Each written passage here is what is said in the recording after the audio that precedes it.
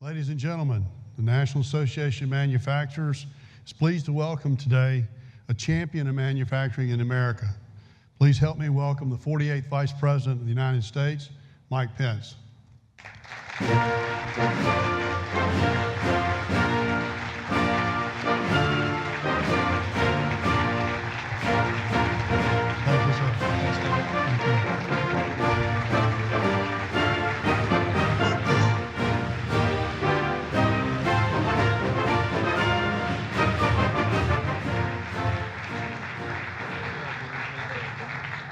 Thank you, David. Thank you for that kind introduction. Thank you all for the warm welcome. It is good to be with you. To Governor Ducey, to Jay Timmons, to business leaders, distinguished guests, it is my honor and privilege to be back with one of the most remarkable organizations in America that's been leading innovation, creating opportunity, and pursuing progress since 1895, the National Association of Manufacturers. Thank you for having me at this 2019 board meeting.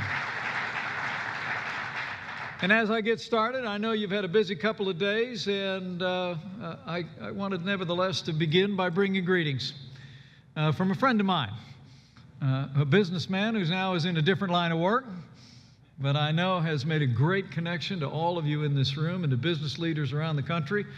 I want to bring you greetings from a man whose leadership has helped bring American manufacturing back. I bring greetings from the 45th President of the United States, President Donald Trump.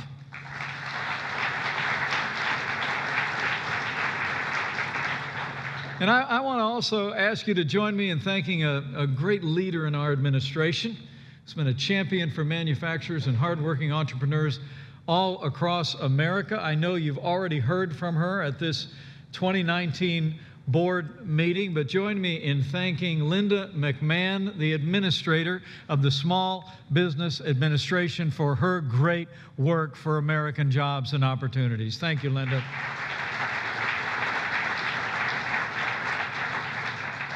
We've got a lot to talk about today. But before I begin, allow me to address the tragedy. It was caused by more than 30 tornadoes that ripped through Alabama, Georgia, and Florida this past Sunday. I know the families of that region are on the hearts of everyone here, as they are on the hearts of every American. We mourn the 23 lives that were lost in Alabama, and our prayers are with the more than 30 people who are still missing, and the families of all of those affected by these terrible storms. At the direction of President Trump, FEMA has already deployed teams to Alabama and Georgia, and I can assure you they will continue to assist state and local search and rescue operations until we find and recover all who are missing. Our administration is in constant contact with state and local officials. The President and I have both spoken to Alabama Governor Kay Ivey. The governor has now requested a major disaster declaration, and the President will soon sign it into effect. But to all of those who've been impacted by these tornadoes, let me say to each and every one of you, not just on behalf of our administration, but on behalf of all of the American people, we are with you, we stand with you, and we will stay with you until you recover bigger and better than ever before. That's our solemn promise. So thank you for that. But today, I'm here simply to say thanks to the great leaders in this room. Thanks to leaders in the National Association of Manufacturers. It's amazing to think for more than 120 years, this association has served faithfully as the champion of America's manufacturers in the halls of Washington, D.C., and in state capitals around the country. You have promoted pro-growth, pro-jobs policies that have benefited American workers and American jobs for generations. And thanks to NAM and your leadership, American manufacturing is back in 2019. It's true. The men and women in this room are not only a testament to the difference that you can make in the public square when you advance free market principles, but you also really personify the American dream. You represent the success of American manufacturing. And the stories in this room are too numerous to recount from one podium. but let me mention a few.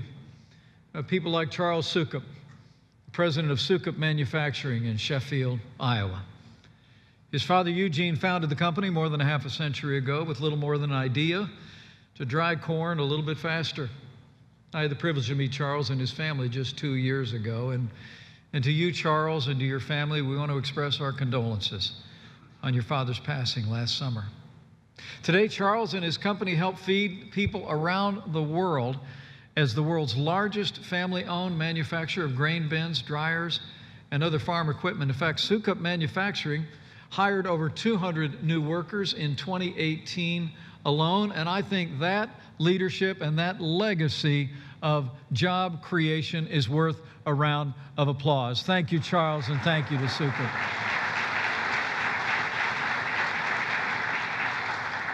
We also have with us John Williams, the chairman and CEO of Jamison Door Company in Hagerstown, Maryland. Jamison Door Company was founded more than a century ago by 3 men with, I'm told, a little bit of money and a lot of determination. Since then, this family-owned business has produced more than 1 million doors for homes and businesses all across America. They've grown to more than 120 employees and recently broke ground on a new 50,000 square foot manufacturing plant. Last year, thanks to the tax relief we'll talk more about in a moment, John Williams and Jamison Door actually was able to offer a raise to every single one of their employees, even after they had given 2 separate bonuses worthy of a week's salary. That's what we call sharing the wealth and growing the American way. Thank you so much to Jamison and to the whole team. It's great.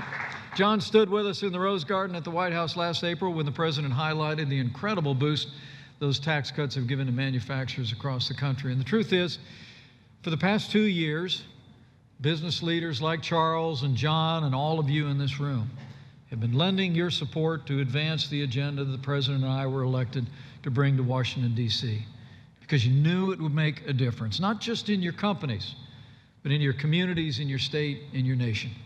From tax relief to new trade deals to deregulation, I wanted to come here to say thank you. Thank you for standing with us as we have fought for American jobs and American workers. Because of you, we have unleashed prosperity for the American people and revitalized our nation's great manufacturers. We truly have. And just as we're grateful to each of you, and just as we're grateful to each and every one of you for your support, let me assure you that America's manufacturers have no greater champion than President Donald Trump.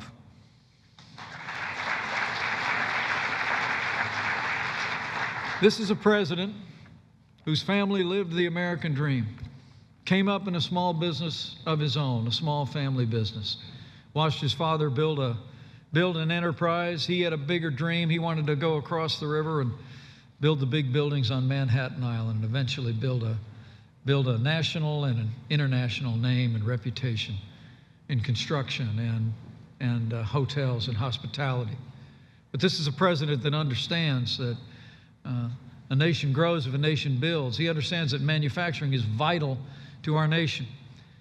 You in the room here build our roads and bridges. You make the cars and trucks that make America run. You forge the planes that travel our skies. You discover and develop life-saving medicines. You deliver affordable energy that powers our homes and businesses. You produce the food that feeds the nation and the world. And when it's all said and done, you make our families stronger, our lives more prosperous, and American manufacturing makes America succeed.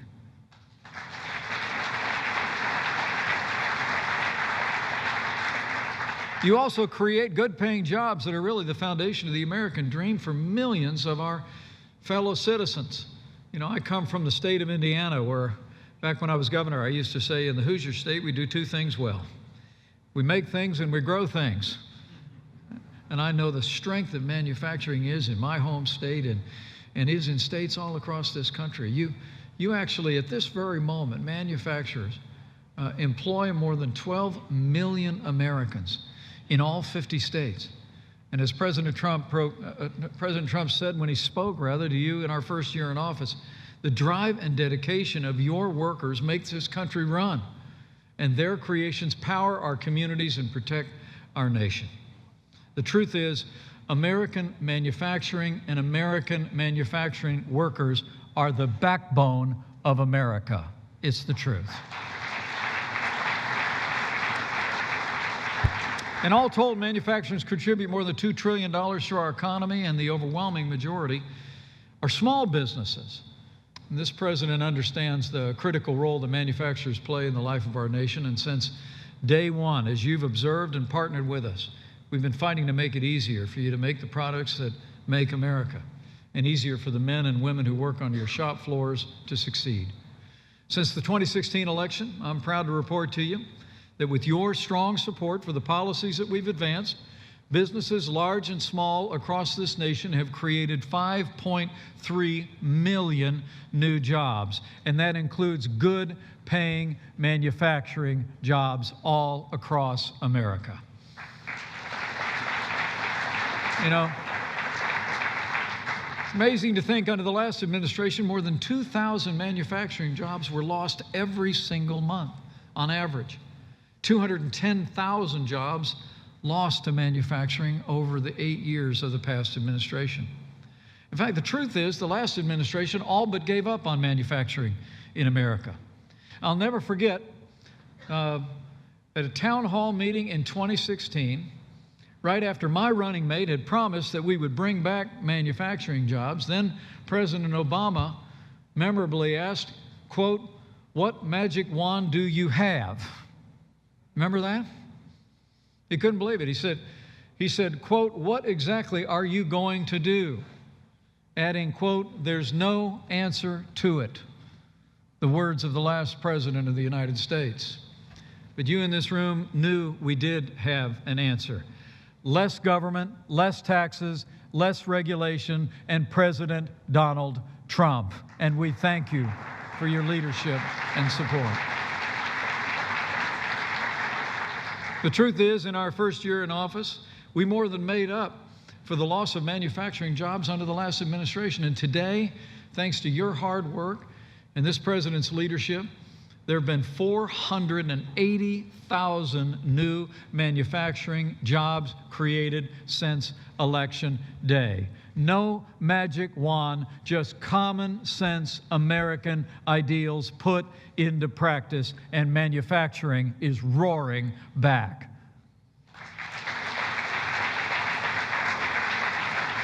In fact, I'm told 2018 was the best year for manufacturing job creation in more than 20 years. Last year also marked the highest level of optimism among manufacturers ever recorded.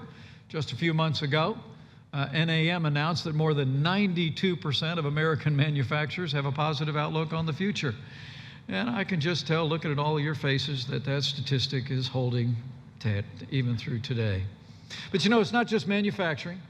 Under our administration, unemployment has hit a nearly 50-year low. We've seen the lowest unemployment rates on record for African Americans, Hispanic Americans, and Asian Americans. And just last week, after the previous administration and countless experts said it couldn't be done, our administration announced that for the first time in 13 years, we achieved over 3% economic growth for an entire calendar year. The American economy is roaring again. Now, this is a testament to all of you who are gathered here and to job creators in businesses large and small all across the country. And it's a testament to all the hardworking Americans that you employ. The truth is, the reforms that we brought about have meant more money to invest in your business.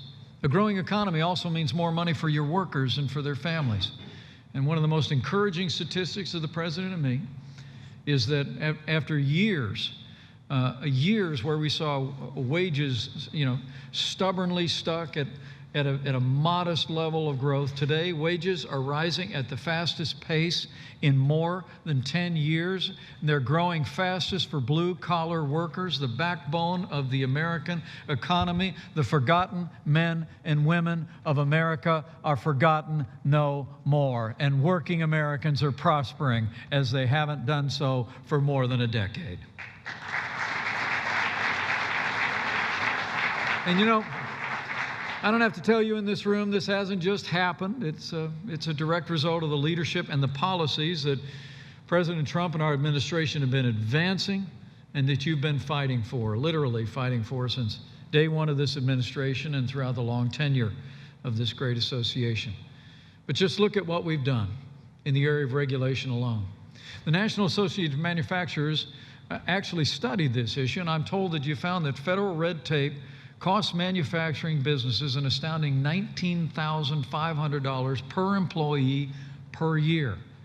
And for those of you running small manufacturing firms with fewer than 50 employees, the burden of federal regulation almost doubles to nearly $35,000 per employee per year. It's amazing. That's why President Trump promised on the campaign trail and every day since to roll back the heavy hand of government. And we set a goal at the start of this administration to cut 2 federal regulations for every new federal regulation that we put on the books. But we didn't quite hit that mark, because the truth is, we blew right past it. In the last year alone, I'm pleased to report to you that thanks to the President's leadership, our administration has cut 12 federal regulations for every new federal rule put on the books. We're cutting federal red tape as never before. In fact, this president has signed more bills cutting federal red tape than any president in American history. And since our election, we've actually delivered more than $33 billion in regulatory savings for working families and business owners. And under President Trump's leadership, we've also been busy unleashing American energy, the lifeblood of our economy, manufacturing, and the entire nation. We withdrew from the job-killing Paris Climate Accord. He approved early on the Keystone and Dakota pipelines. He opened up the Alaska National Wildlife Region, one of the largest oil and gas fields in the world. And thanks to these collective actions and the ingenuity of our energy producers, the United States of America is now the world's largest producer of oil and natural gas. And of course, with the strong support of NAM, before the end of our first year in office, President Trump signed the largest tax cuts and tax reform in American history.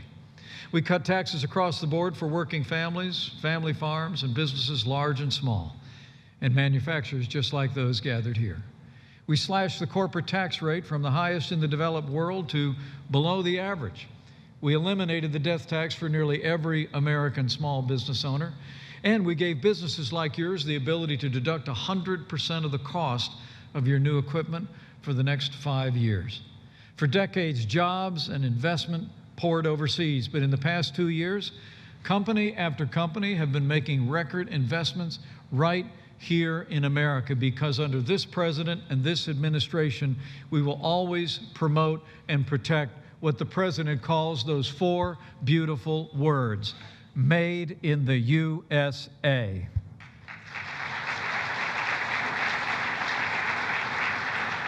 But for all we've accomplished in these first few years, as this president likes to say, that's just what we call a good start. If you haven't noticed, the American people actually elected a builder to be the 45th president of the United States. And I'm here to tell you that this president and our administration are absolutely committed to rebuilding the infrastructure of America. It is time for a major bill from the Congress to rebuild the roads and bridges and ports and highways of America. As the President said in that State of the Union address, both parties should be able to unite for a great rebuilding of America's crumbling infrastructure, and so they should. We're committed to working with the Congress to make these historic investments in our infrastructure so that businesses can get your goods to market quicker and more efficiently than ever. You know, I've always said that roads mean jobs, and I don't just mean road jobs. I mean, the truth is, those of you in manufacturing understand that the right infrastructure makes it possible for you to deliver your goods not only across your state, across the nation, but across the world. And we're going to make sure that you have the infrastructure to support a growing economy. And to make sure that you can hire the workers you need to keep growing your business and investing in workers, this president also making it easier than ever for the American people to get the training they need for the manufacturing jobs of the future. Recent studies show nearly 3.5 million manufacturing jobs are going to be created by businesses like yours in the next decade, but some 2.4 million of those jobs could go unfilled. 70% of manufacturers are already seriously concerned about finding workers, and I hear it all the time as I travel around the country about the need for workers and the need for job training and workforce development. The skilled trades in particular, I'm told, are increasingly hard to come by. Electricians, welders, machinists are in high demand, and too few Americans pursue these valuable paths. You know, the President and I believe that all honest work is honorable, and that's why in our first year, the President signed an executive order to expand apprenticeships and vocational education to help all Americans adapt to the constantly changing needs of the 21st century America. We will make sure that we have the best trained workforce in the world, and we'll work with each and every one of you to accomplish that.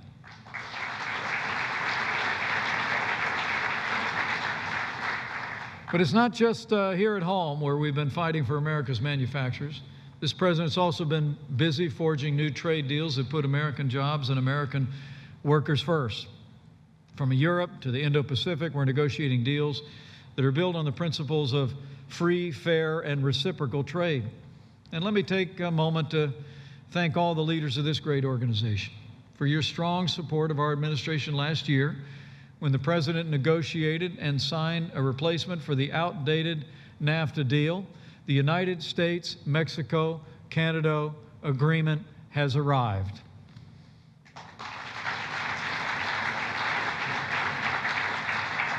The USMCA, as it's known more briefly, is going to impact, we believe, more than 2 million American manufacturing jobs that depend on exports from Canada and Mexico. The USMCA will finally give workers the level playing field that we need to compete and win on a global stage. But now that the agreement has been signed and it's going to be considered in the Congress, let me take this opportunity to encourage your renewed energy and support. Governor Ducey and I were just speaking about this a few moments ago, about the importance of us hearing from business leaders and from state officials like him about the importance of swift congressional approval of the USMCA. The truth is, we've done our jobs. We've negotiated a deal that puts American jobs and American workers first, and it's time for Congress to do theirs. So we urge you to send a strong message to members of Congress in all 50 states that it's time to approve the USMCA, and we must see it approved by Congress this year.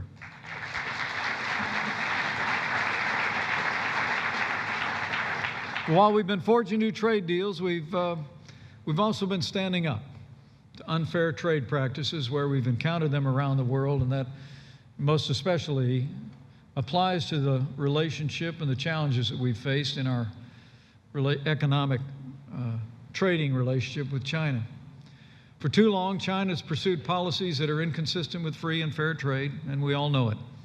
As President Trump said, for years the United States faced, in his words, tremendous tariffs in trading relations with China. In fact, in 2017 alone, Beijing's trade abuses contributed to a $375 billion trade deficit between the United States and China.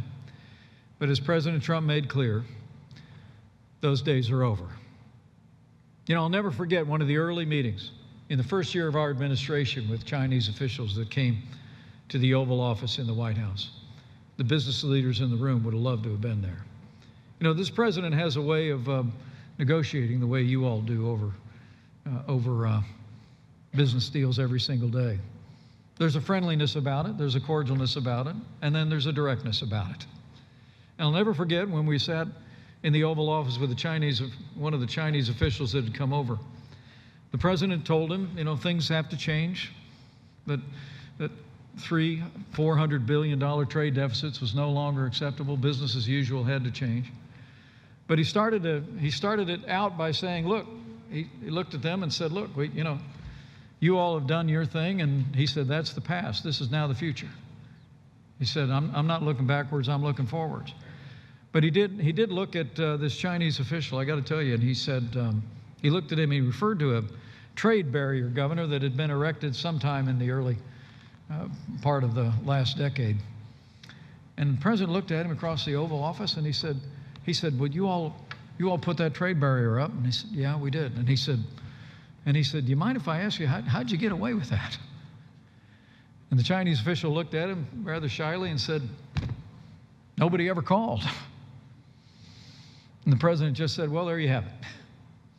Well, I'm here to tell you, men and women of the National Association of Manufacturing, those days are over. This president is picking up the phone. He is traveling the world. He is fighting for trade deals that are free and fair and reciprocal, and we're going to have trade that wins for America and wins for American manufacturers.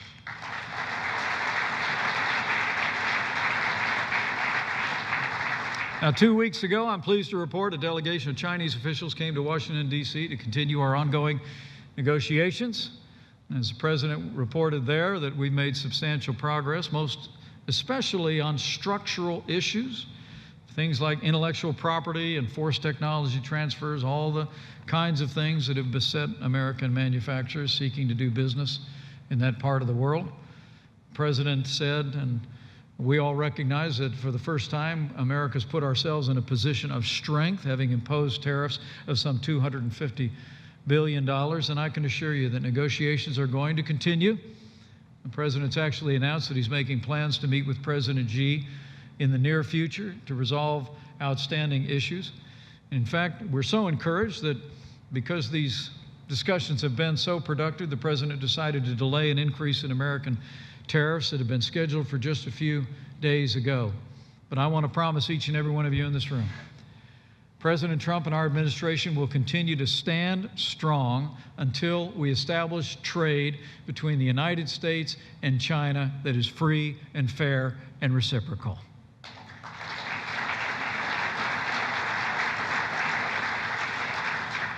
Finally, as we gather here in Arizona, and I know you're here from all over the country, people here of Arizona appreciate more than most, we have a crisis on our southern border.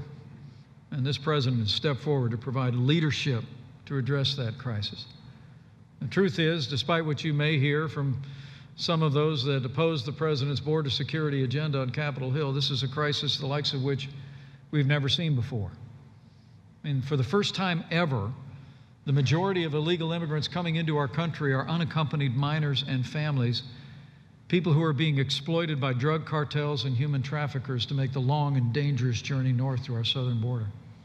Just today, the Department of Homeland Security announced that during this fiscal year to date, Customs and Border Protection has seen a more than 300% increase in the number of family units apprehended compared to the year ago.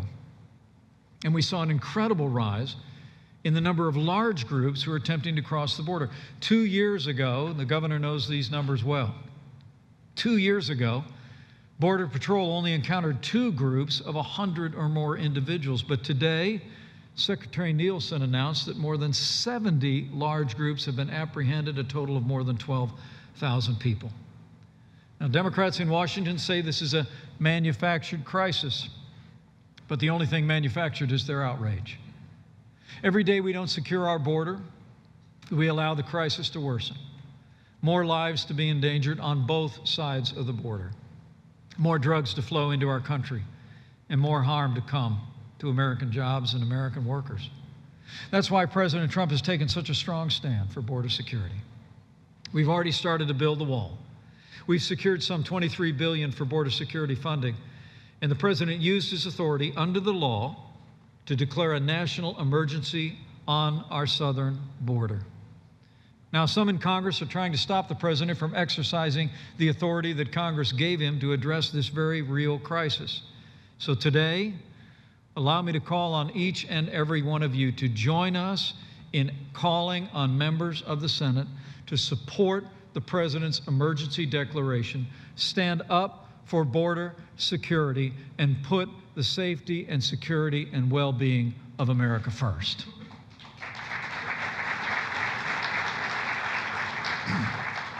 Now, before I close, know this.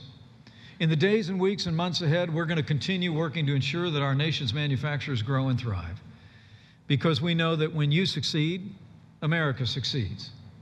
The stakes could not be higher, and the choice we face could not be clearer. As I said this weekend at another gathering, it is remarkable to think that as we gather here today, leading Democrats are openly advocating an economic system that has impoverished millions around the world.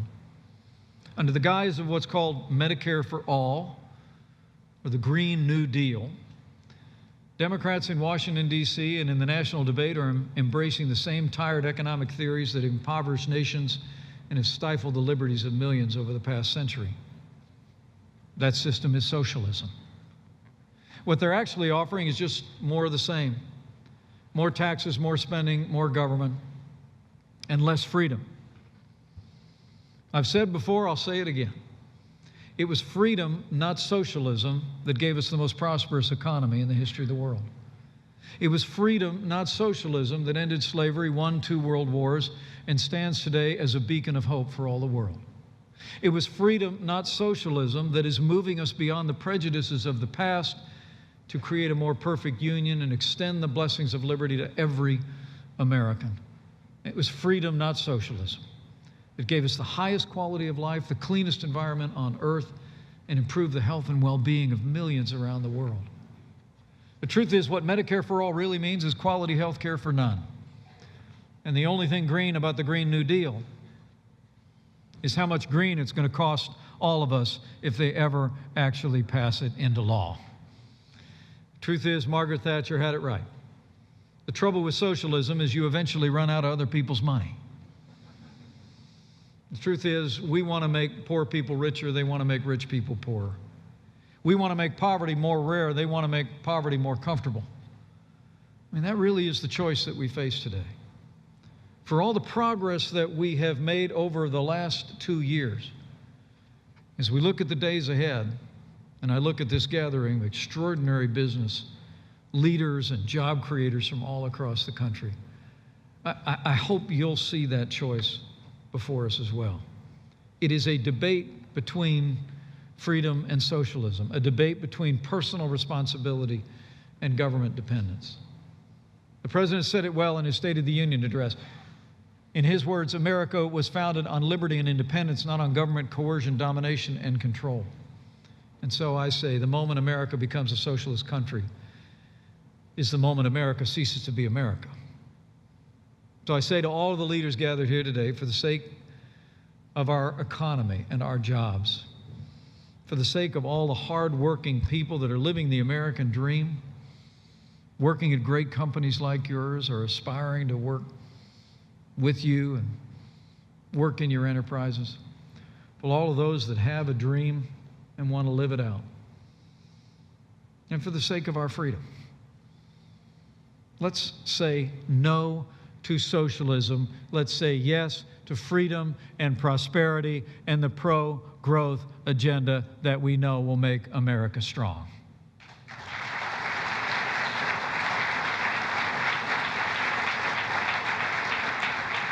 And I promise you, the President and I are going to keep fighting. Keep fighting for all the things that you've supported over the last 2 years that have revived American manufacturing and are reviving this economy. But the truth is, it's going to take all of us in the days ahead. So I want to encourage each one of you to do your part. Keep promoting pro-growth policies, pro-jobs policies in Washington, D.C. and all around the country. And promote the policies that you know are going to not only make your company stronger, but make our states and our nation stronger. By that, I mean, talk to your employees. Talk to your workers. Go meet with people in the cafeteria. Talk about the larger issues of the day.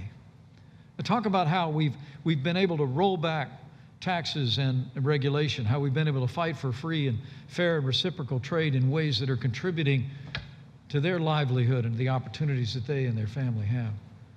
Tell them how we've been rolling back the heavy hand of government so that your company can innovate, give them job security, and create more opportunities for more people in the community in the years ahead. I mean, tell them how we're putting Washington, D.C. back to work for them. and tell them that we're going to keep fighting for each and every one of them. Talk to your suppliers as well. Talk to your business associates. Send out an email. I mean, the truth of the matter is, those of us who serve in public office, whether it be the president, whether it be the governor, whether it be Linda McMahon, or this vice president, we can only do so much. You're the leaders in your communities, in your state, and all across this nation. And we want to encourage you today to let your voice be heard on all these major issues. Just know that sending an editorial to your local paper, sitting down for a local interview, talking to your employees, or speaking at a local Rotary Club makes the difference all across this country. And we encourage you to let your voice be heard. And I truly do believe that with your continued support, with President Donald Trump in the White House, with support all across this country for policies that are making American manufacturing and American economy strong, and with God's help, we will make this country more prosperous than we could ever possibly imagine. We will make this country safer than it's ever been before. And to borrow a phrase, we will make America great again. Thank you all very much. God bless you, and God bless the United States of America. It's an honor to be with you all.